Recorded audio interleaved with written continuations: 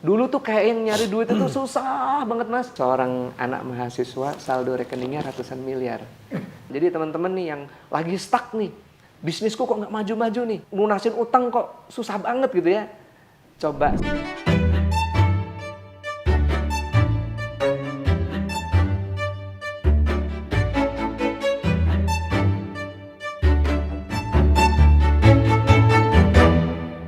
Garasi mobilnya mas? Iya. Bro, ninggalin bro. Lu pakai apa lu? Pakai Grab.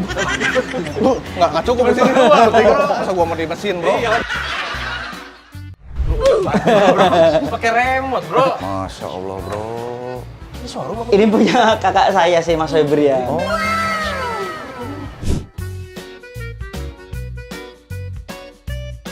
Mau berenang gini ya? Bro, bukan. Kolam ikan. Hei.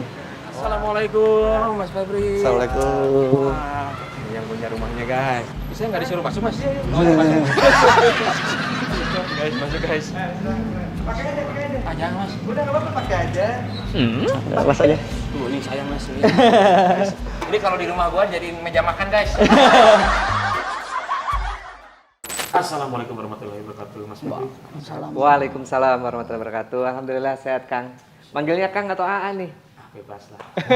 Ini saya lihat rumahnya ya Allah. Ini kayak rumah-rumah yang di istana-istana gitu ya. Ini luasnya berapa nih mas? Kalau luas tanah 1.500 kurang lebih. Terus bangunan? Luas bangunan 3.300. Ini soalnya ini lantainya aja ini Marmer ya? Marmer Iya. ya. Meja makan saya pakai marmer mas Kang di rumah nih. Seriusan bener. Langsung aja lah to the point.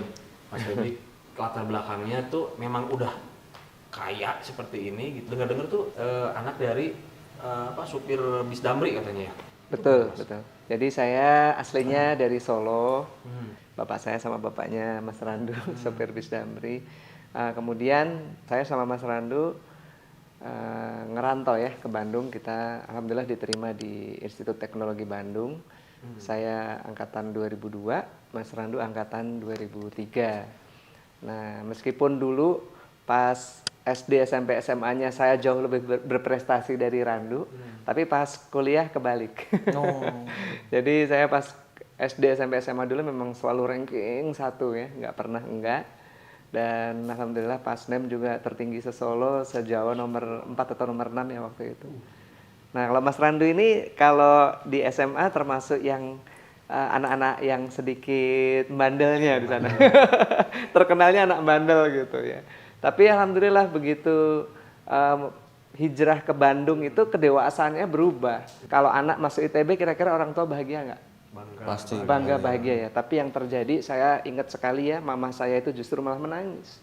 Waktu saya masuk ITB terus disusul Randu masuk ITB itu mama saya malah menangis karena nggak ada biaya.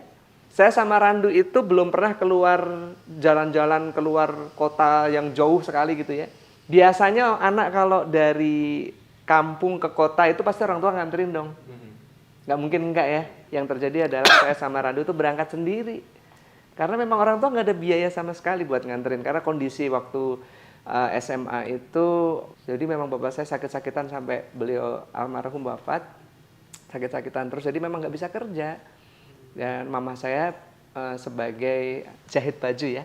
Jahit baju, daster, batik gitu. Jadi tukang jahit Ngobras. gitu. Ngobras. Akhirnya saya sama Randu kuliah di Bandung dan masih ada satu kenangan yang inget banget ya. Saya sama Randu itu kalau saya inget Randu zaman dulu, saya masih inget posisi wajahnya gitu ya. Bayangin kita naik kereta ekonomi nggak bayar mas. Kenapa tuh mas? Nggak ada duit, 24.000 padahal tiketnya ya. Masih inget nggak? Sembunyi di WC. Sembunyi di WC. Digedor-gedor WC sama ekonomi itu bohong. jangan diikutin ya teman-teman ya. Tapi ini adalah pengalaman hidup saya sama Mas Randu. Randu masih ingat nggak? Dulu Iyalah, masih. ngumpet di WC. Bau gitu. Kereta Ya. ekonomi, bayangin. Kalau ekonomi sekarang bagus, udah AC. Kereta ekonomi zaman saya sama Randu dulu kuliah tahun 2003, 2004 itu bau sekali, panas, nggak ada AC-nya gitu. Bayangkan untuk beli tiket kereta yang waktu itu kereta ekonomi Kahuripan namanya. Nyampe di Bandung, kita nggak tahu mau tinggal di mana.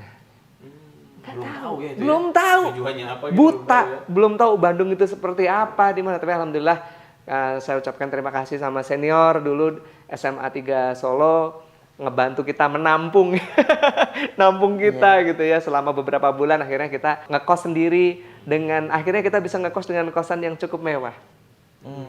Mepet banget lah pokoknya. 750.000 setahun. 7 tahun. Masih ada nggak kosan, kosan segitu? Nggak ada. Oh, udah nggak ada sebulan. ya. Kebayang segini nih, kayak ini.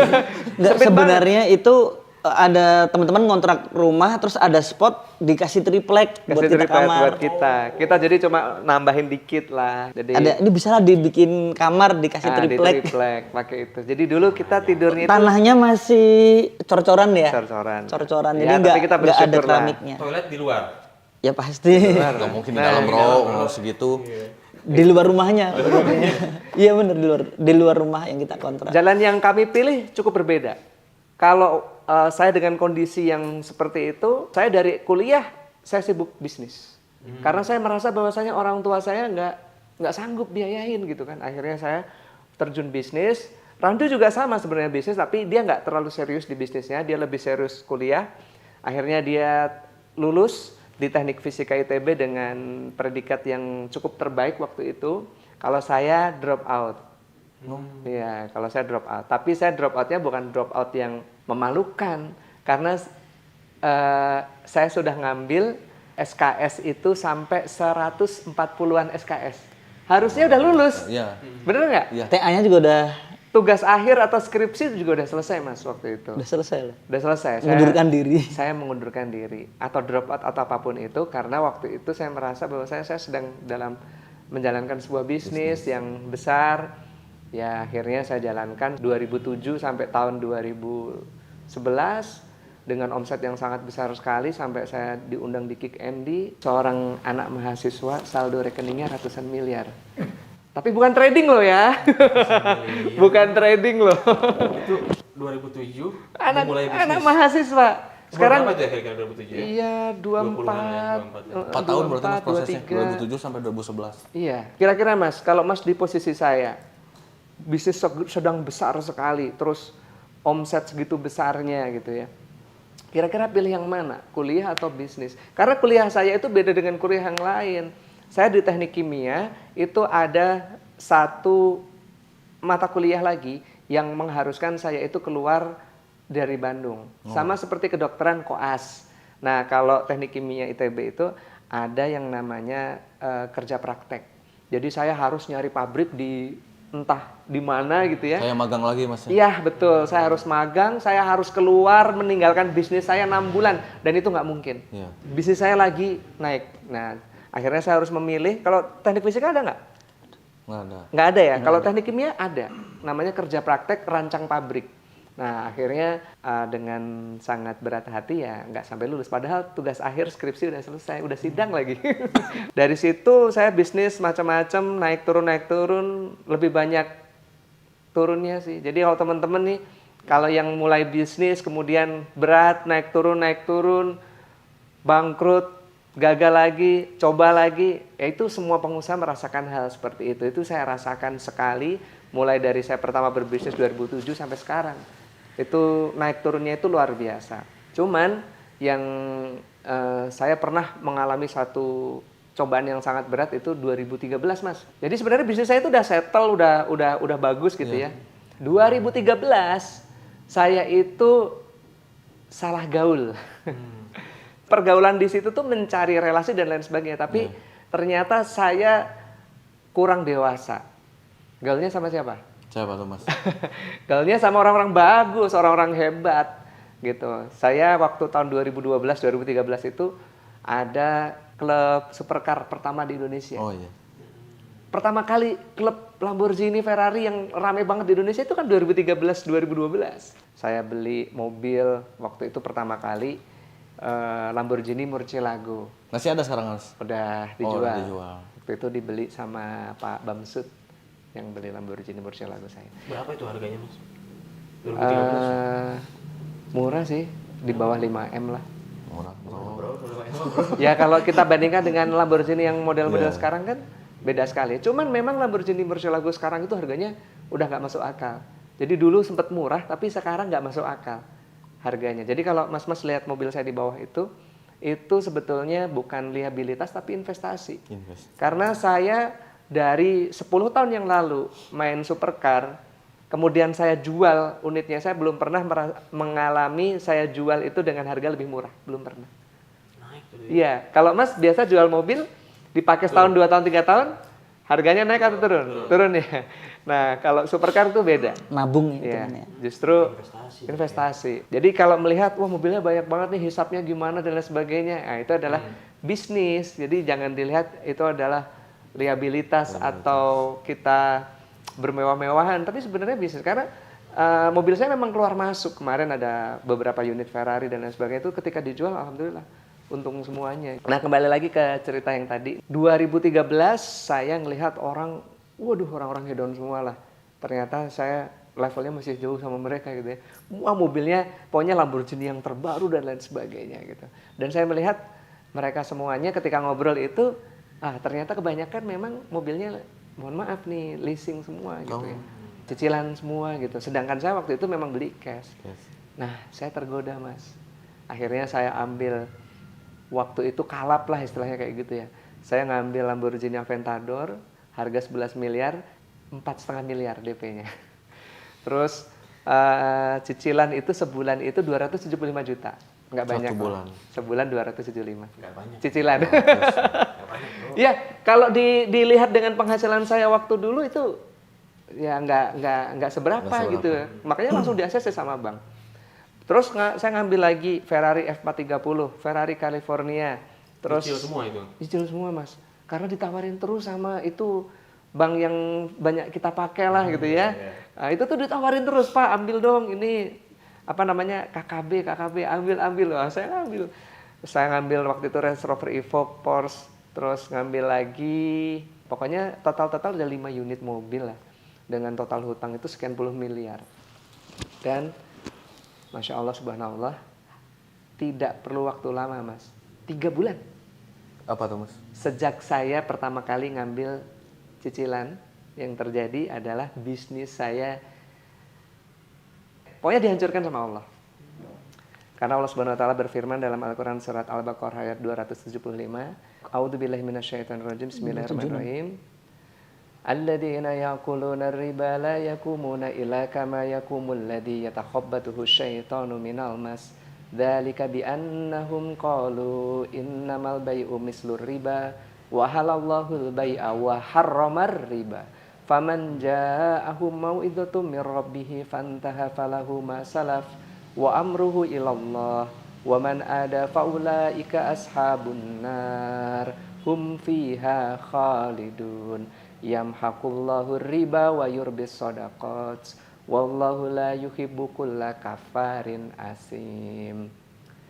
Artinya, orang-orang yang makan riba, mereka tidak bisa berdiri melainkan seperti berdirinya orang yang kemasukan setan karena gila.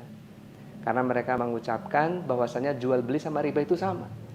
Bahwasanya bank itu, konven syariah itu sama aja. Wa halallahul bai'a wa harrama riba. Padahal jelas Allah itu telah menghalalkan jual beli dan mengharamkan riba. Jadi riba itu jelas haram. Peringatan bagi pelaku riba di ayat ke-276-nya, yamhaqullahu riba wa yurbis shadaqat. Allah akan memusnahkan riba. Wah, itu udah ancaman Allah itu. Al-Baqarah 276, yamhaqullahu riba. Orang yang makan riba pasti dihancurkan. Kalau enggak berarti istidraj. Kalau istidraj berarti dia nanti dipol-polin di dunia untuk memaksimalkan azabnya di neraka nanti. Kita kan nggak mau gitu kan, naudzubillahi min dzalik. Nah, makanya kalau orang-orang seperti kita ini, orang yang disayang sama Allah ini, kalau kita berbuat salah, sama seperti seorang orang tua yang sayang sama anaknya. Kalau anaknya berbuat salah, ngebut-ngebutan di jalan, nggak pakai helm. Wah, itu kalau anak saya ambil, saya gamparin pantatnya gitu kan. Apakah saya jahat sama anak saya? Enggak, karena saya sayang sama dia. Kalau dia kebut-kebutan di jalan, nggak pakai helm, ya celaka nanti dia. Teman-teman nih yang ngambil riba, kemudian kok bisnisnya malah melempem. Nah, itu Allah sayang sama teman-teman. Allah akan memusnahkan harta riba gitu. Jadi saya doakan teman-teman yang memulai usahanya bisa tanpa riba, insya Allah. Karena ketika teman-teman mulai usaha dengan riba, bukan untung yang didapat, tapi buntung. Itu yang saya alamin. Saya dulu merasa bahwasanya bisnis saya ini kalau saya ngambil ruko, saya ambil ruko sampai 24 unit. di Surapati Kor itu. Semuanya riba. Ngambil mobil, pokoknya hutang saya itu puluhan miliar lah waktu itu. Dengan cicilan per bulan itu lebih dari 2 miliar. Allah mengingatkan saya dengan seketika. Bisnis hancur semuanya. Pendapatan yang tadinya miliaran per bulan jadi nol. Jadi yang tadinya kita dimuliakan menjadi dihinakan. Buka pintu langsung. Orang-orang di depan rumah pakai jaket hitam. Jaket kulit ya, jaket kulit itu. Itu sehari bisa 4-5 bang. 4-5 bang. Iya. Saya drop itu 2013 sampai 2017, Mas. Ya, kita akhirnya alhamdulillah 2017 saya dikenalkan sama sahabat saya namanya Pak Haji Suroto. Beliau ngajak saya sama Mas Randu itikaf, termasuk nanti malam kita Dery itikaf. Sulaiman. Sama Bang Dery Sulaiman juga. Nah, dari 2017 ke 2019 lah itu mulai ada perbaikan-perbaikan ekonomi dan hutang lunas semuanya alhamdulillah. Kita sedekah yatim dan lain sebagainya. Cuman yang jadi perbedaan sekali ya ditolong Allah sama sebelumnya itu adalah di tahun 2020. Kondisi pandemi. Saya dulu jualan eco racing, Mas. Pernah dengar? Ya. Ya, 2017 sampai 2019 saya itu jualan eco racing. Makanya saya bilang tadi kan 2017 saya diajak itikaf, disitulah muncullah eco racing. Mulailah ada perbaikan gitulah. Mulai penghasilan, lunas hutang dan lain sebagainya seperti itu. Cuman 2020 apa yang terjadi? Pandemi. Ya. Orang nggak bisa bepergian.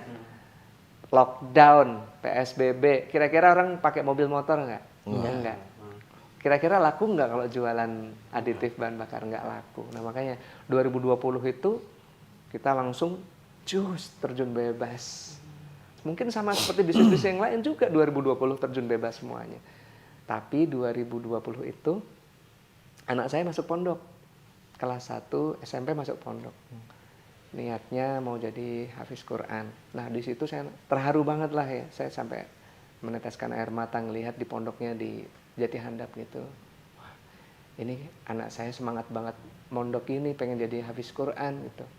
Ini kayaknya kalau saya ngambil anak yatim kayaknya bagus nih ya. Saya jadi tergerak gitu. Nah bulan Juli 2020 itu saya langsung woro-woro, saya informasikan ke teman, saya informasikan di medsos saya juga, di Instagram saya, di Facebook saya informasikan.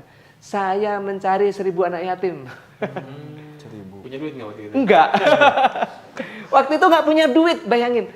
Bisnis lagi nyungsep, lagi pandemi, saya jualan aditif bahan bakar, lagi lockdown. Nggak ada yang keluar ya. Naik motor, mobil. Orang di rumah semuanya nggak ada yang beli gitu kan. Tapi saya memulai program yang kayak nggak mungkin gitu.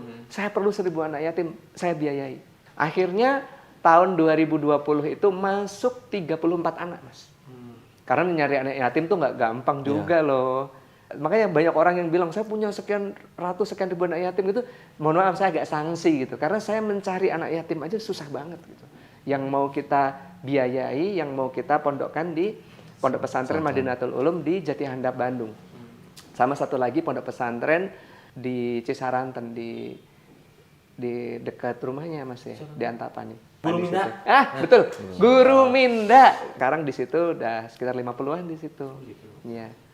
Yang tahun ini ya, itu dari seluruh Indonesia Mas, nggak cuma dari Bandung, ada yang dari Padang, ada yang dari Riau gitu ya. Kita tiket pesawat saya bayarin semuanya. Per anak itu biaya itu per bulan itu 1,5 sampai 2 juta per anak. Kalau 10 anak aja udah 20 juta. Belum tiket pesawatnya, kalau dia mudik lebaran itu kan harus kita bayarin gitu kan. Saya mondokinnya pun bukan di pondok pesantren yang biasa, tapi pondok pesantren yang cukup bagus gitu. Di pondok pesantren yang anak saya mondok di sana juga. Ya ayyuhalladzina amanu in tansurullaha yansurukum wa yusabbit aqdamakum. Al-Quran Surat Muhammad ayat 7. Barang siapa yang menolong Allah, menolong agama Allah, maka Allah akan menolongnya dan memberikan kedudukan di muka bumi. Itu saya rasakan dalam hitungan cuma beberapa bulan. Setelah itu, nah akhir tahun, pupuk saya meledak. Booming. Pupuk? Iya, saya jualan pupuk. Ini nggak ada produknya ya. Iya. Selain produk ini tuh kita jualan pupuk. Pupuk apa Mas? Pupuk semua jenis tanaman Mas. Padi, sayuran, kopi, dan yang lagi booming sekarang sawit. Nama pupuknya apa? Eco farming. Iya. Kalau kita ngomong pandemi, orang tetap makan. Meskipun dia tidak bepergian, artinya pertanian tetap jalan seperti biasa. Gitu. Dan alhamdulillah Allah menolong kita. Pupuk eco farming ini booming sekali. Selain produk-produk saya yang lain, ya ini produk-produk yang lain. Gitu. 2021, nah saya mulai pembangunan rumah ini. 2021, ini cuma setahun ngebangunnya. Jadi gini Mas, saya kemarin Ustadz Lukmanul Hakim ke kantor. Ustadz Lukmanul Hakim Pontianak. Itu kan beliau terkenal sekali ya nyantunin anak yatim ya. Beliau bilang gini sama saya, Mas, Rasul itu bukan nyuruh kita nyantunin anak yatim, bukan. Tapi memuliakan anak yatim. Barang siapa yang memuliakan anak yatim, itu nanti akan bersamaku di surga seperti jari telunjuk dan jari tengah. Apa bedanya menyantuni dan memuliakan? Menyantuni itu kita dulu mungkin sama lah gitu ya. Kalau kita ngelihat ada panti yatim, kita langsung minggir tuh. Ada duit berapa di dompet, kasih, terus tanda tangan, akad. Itu menyantuni. Seingatnya Mas, seingatnya. Atau mungkin kita pas lagi ada acara di kantor atau ada acara syukuran, kita jadiin anak yatim itu sebagai properti acara. Ustadz Lukmanul Hakim yang ngomong loh ya, saya jiplak beliau. Betul juga ya, jadi malu nih dulu kalau bikin acara-acara sering ngundang anak yatim cuma buat jadi properti nih di acara, cuma jadi figuran gitu ya di acara gitu. Nah makanya kita disuruh memuliakan anak yatim. Memuliakan anak yatim itu apa? Kita jadikan dia anak kita. Gitu, makanya sejak itulah saya sama anak-anak saya itu sekarang totalnya udah 74. Itu saya salaman sama mereka. Kamu sekarang jadi anakku ya. Nanti biaya kamu sampai besar saya yang biayain. Kamu nggak perlu mikir biaya lagi. Yang perlu kamu pikir adalah kamu ngapalin Al-Quran, hafiz 30 juz, kamu sama ibumu bapak berangkatin umroh. Semuanya saya kasih. Dan alhamdulillah baru 2 tahun ini ya, itu udah ada anak itu namanya Ananda Niken, itu udah 17 juz. Wah itu makin semangat ya alhamdulillah. Jadi rata-rata sekarang udah di atas 5 juz dari total 74 anak. Nih Randu juga ngikutin, dia ngambil 20 anak ya. Kita ngomong 100 anak aja, itu sebulan berarti kita butuh biaya berapa? 200 juta ya. 1 bulan. Berarti setahun berapa miliar gitu kan. Ya itulah yang saya merinding banget itu ya. Dulu tuh kayak yang nyari duit itu susah banget Mas. Iya. Susah nggak Mas nyari duit Mas?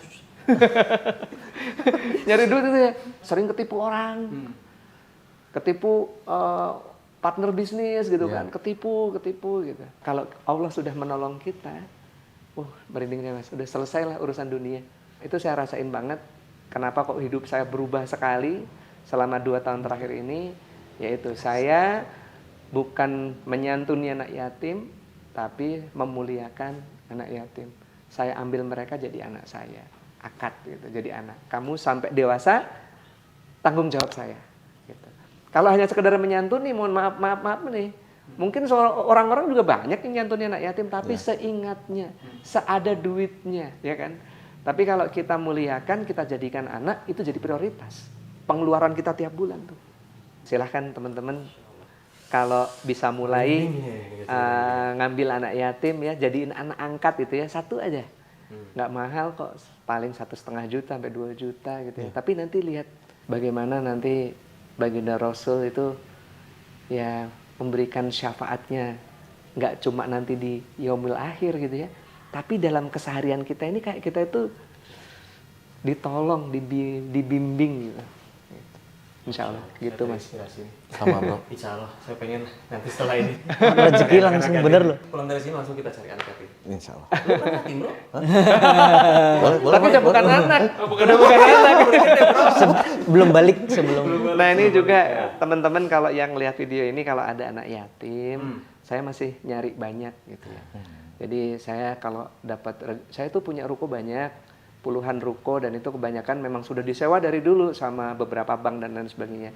Bayaran sewa itu memang nggak saya pakai sama sekali, saya untuk anak yatim gitu. Jadi kalau ada anak yatim yang mau saya biayain, nah boleh datang ke kantor saya, Best Corporation Syariah di Kompleks Surapatikor. Nanti bisa cari Mas Aldi atau Bu Retno. Ya nanti. Iya, ya. Nanti insya Allah akan kita biayai sampai dewasa. Nah, buat yang duafa pun kita juga insya Allah kita mulai programnya. Jadi nggak harus yatim, duafa juga boleh. Tapi minimal hafal juz 30. Nah, Ya, minimal hafal juz 30 ya. minimal Satu juz aja ya. Satu juz aja. Nah, kalau yang yatim nggak ada syarat. Asal mau ngapalin Al-Quran aja. Kalau yang yatim dari umur? Dari umur 6 tahun. Dari 6 tahun. Ya, kalau yatim dari umur 6 tahun sampai umur 13 tahun ya. Karena kalau sudah berapa tahun? Berapa tahun? Saya 17. udah bukan anak lagi. Jadi ada itu yang ke kantor itu ya minta beasiswa umur 17 tahun. Wah, itu bukan anak yatim lagi. Oh, berarti dari umur 6 tahun. 6 tahun sampai 13. 13. Ya. Kalau yang duafa ya itu juga mungkin bisa umur segitu juga atau umur kita lebih prioritaskan SMP SMA gitu ya yang berprestasi ya kita berikan beasiswa. Itu tadi salah satu rahasia ya dari Mas Febri. Tapi gini Mas, saya satu Ya. pertanyaan. Kalau misalkan, kan karena kalau kita ngambil anak yatim butuh biaya. Oke lah minimal 1.500.000. Nah, sedangkan di luar sana ada yang memang buat diri sendiri aja nggak sanggup, apalagi ngebiayain anak yatim. Ada tips nggak selain rahasia sukses, misalkan yang nggak mampu untuk membiayain anak yatim? Selain itu ada nggak? Ngenalin anak yatim ke saya. Nah, gitu ya. Jadi pahala itu juga. jadi amal jariah. Jadi aman. Jadi anak yatim yang teman-teman kenalin ke saya, terus anak yatim tersebut saya biayai, pahalanya juga ngalir ke yang ngenalin. Masya Allah. Sanatnya masuk. Iya, Iya, ngalir juga ke yang ngenalin. Yang jadi wasilah amal kebaikan juga. Gitu, insya Allah. Gua nanti mau ngenalin sama Mas Febri aja dulu. Boleh. Berkah-berkah. Lu udah sanggup bro? Hah? Lu udah sanggup? Oh iya, insya Allah bro. Insya Allah, Insya iya. Allah. Banyak cicilan sih lu. Belum buka kartu bro. Mas Rando, gimana nih Mas Rando nih? Ada yang mau di-share juga nggak? Mas Rando? Saya sebenarnya cuma ngikutin beliau aja. Saya belajar dari beliau itu teladan bagi saya. Dan ternyata saya berusaha mengikuti, saya ngambil anak yatim juga bener rezeki ngocor tadi sempat main ke rumah saya ya. Banyak beras di rumahnya loh. Berasnya banyak banget. Mari kita main sana ya. Iya. Berasnya banyak banget. Terus tadi ada tempat fitness gratis juga. Masya Allah. Ini adik kakak menjadi inspirasi buat kita semua. Luar biasa. Ya memang Mas, jadi kalau kita sedekah bahan makanan itu dibayarnya sama Allah itu kontan. Saya dari dulu sering sedekah, tapi sedekahnya uang gitu ya. Dan salah lagi sedekahnya ke ustadz-ustadz terkenal. Saya dulu kan dari dulu tuh pas lagi banyak duit dulu gitu ya, mainnya sama ustadz-ustadz terkenal, sedekahnya lewat beliau sampai miliar-miliaran gitu ya. Kalau kita mau terjun langsung gitu ya, itu Allah akan melihat gitu. Jadi nggak kita cuma nitip sedekah gitu ya. Nah ini mama saya kondisi sangat minus sekali ya. Ini yang saya masih ingat sampai detik sekarang nih. Kondisi masih minus. Saya sama Randu dulu, masih ingat nggak dulu kita zaman kecil kalau makan biasanya pakai apa dulu? Iya, satu telur aja dibagi. Ya, satu telur dibagi bertiga, terus nasi, Tempe. sayur sop, Tempe pakai kecap. tempe, terus pakai kerupuk gitu doang. Jarang banget kita makan ayam itu sebulan sekali ya. Makan ikan itu mungkin Nunggu Idul Adha lah. sekian bulan sekali Makan gitu. daging. Ya, tapi dengan kondisi yang seperti itu, mama saya, semoga Allah selalu berikan kesehatan dan umur yang panjang buat beliau. Beras ya, satu karung gitu ya. Nggak mahal lah beras satu karung.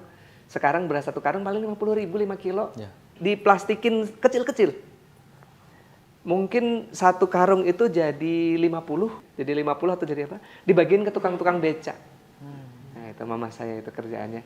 Dari zaman kita susah. Nah kalau sekarang ya jangan ditanya. Wah bagiinnya ya berkarung-karung lah di rumah sekarang gitu. Allah SWT berfirman dalam Al-Quran surat Al-Ghafir. Surat 40 ayat 79 dan ayat 80. A'udzubillahi minasyaitonir rajim. Allahul ladzi ja'ala lakumul an'ama litarkabu minha wa minha ta'kulun. Walakum fiha manafi'u wa litabluhu 'alaiha hajatan fi sudurikum wa 'alaiha walal fulki tuhmalun. Ini ada satu ilmu lagi boleh nggak nih? Boleh. Nah, saya itu ngalamin banget perubahan ya, yang tadinya jualan susah, tahu-tahu orang malah rebutan gitu ya. Dulu kita nawarin produk itu orang, ini barang apa gitu, bahkan produk saya dibully di medsos dan lain sebagainya. Tapi sekarang datang ke kantor bawa truk, buat beli pupuk itu bawa truk gitu, rebutan. Ada ustadz saya, Ustadz Nasir Hafizahullah, lulusan Yaman di pondok pesantren yang nanti malam kita itikaf di sana. Beliau menyampaikan ayat ini, Mas Feb, tahu nggak di Al-Quran itu banyak sekali ayat-ayat surat-surat yang tersirat, yang tidak nampak maknanya, yang dijelaskan oleh baginda Rasul. Contoh surat Yasin. Ada nggak di dalam surat Yasin, bacalah surat Yasin ini supaya urusan dipermudah? Nggak ada kan? Tapi baginda Rasul menyampaikan.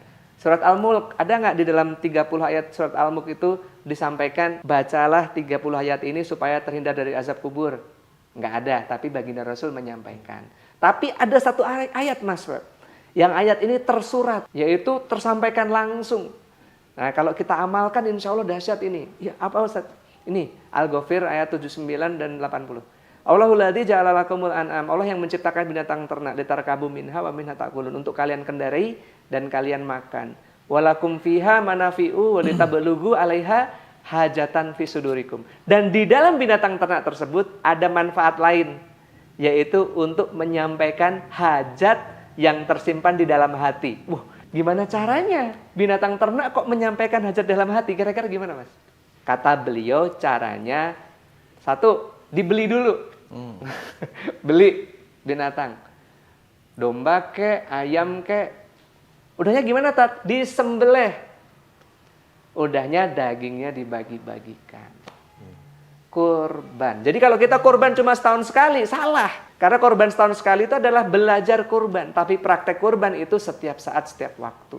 Sebanyak-banyaknya, sesering-seringnya. Nanti malam saya juga pagi ini nyembelih 2 ekor domba. Nah, ketika kita nyembelih, Mas Randu juga nyembelih, nanti malam kita bagiin tuh ke orang-orang sekitar pondok gitu. Saya mulai melakukan ini itu sekitar 2-3 tahun yang lalu. Rutin tiap hari Jumat, malam Jumat kita nyembelih domba, terus dagingnya kita bagi-bagiin ke orang miskin, anak yatim. Itu luar biasa sekali, dahsyat. Nyembelih binatang ini itu adalah satu kegiatan yang dicintai Allah, bukan dari zaman baginda Rasul, tapi dari zaman Nabi Adam. Nabi Adam mau nikahin anaknya ini, disuruh kurban anaknya.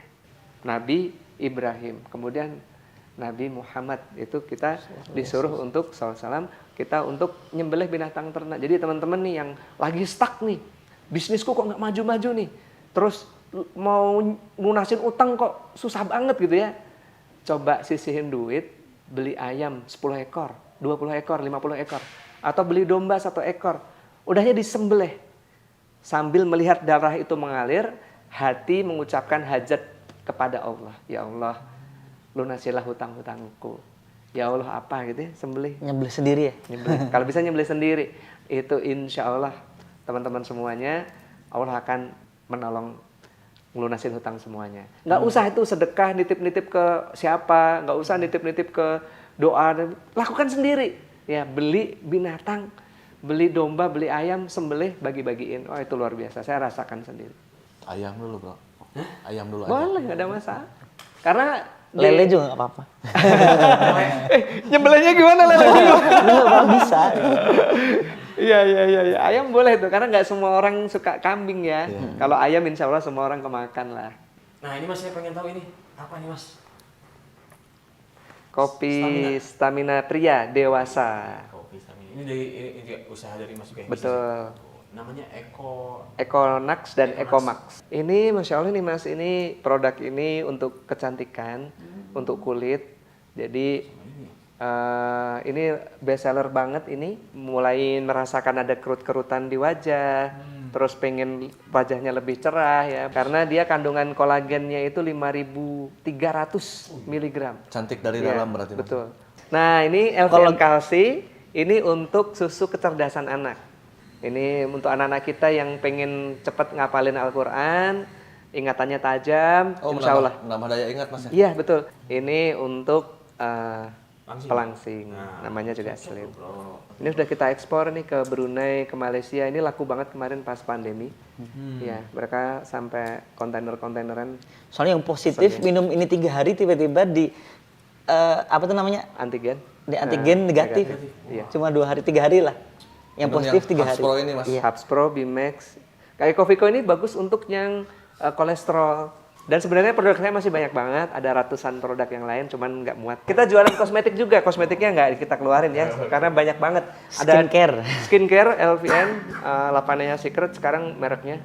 Itu ada day cream, night cream, serum siang, serum malam, peeling lotion, terus ada micellar water, ada body serum, ada sabun, macam-macam lah, banyak sekali. Ada parfum-parfum juga. Itu tadi kita belajar sama beliau, ternyata dari nol nih guys ya, dari nol, Dari minus, Pak. dari minus, Pak. Dari jalan kaki, Dari jalan kaki, Pak. Dari minus, dan sekarang alhamdulillah beliau dari numpang. sukses ini guys ya, masya Allah. Itu tadi rahasianya. Terima kasih banyak Mas Febri dan Mas Randu, kita udah diizinin silaturahmi ke sini. Mudah-mudahan silaturahmi ini menjadi panjang terus ya.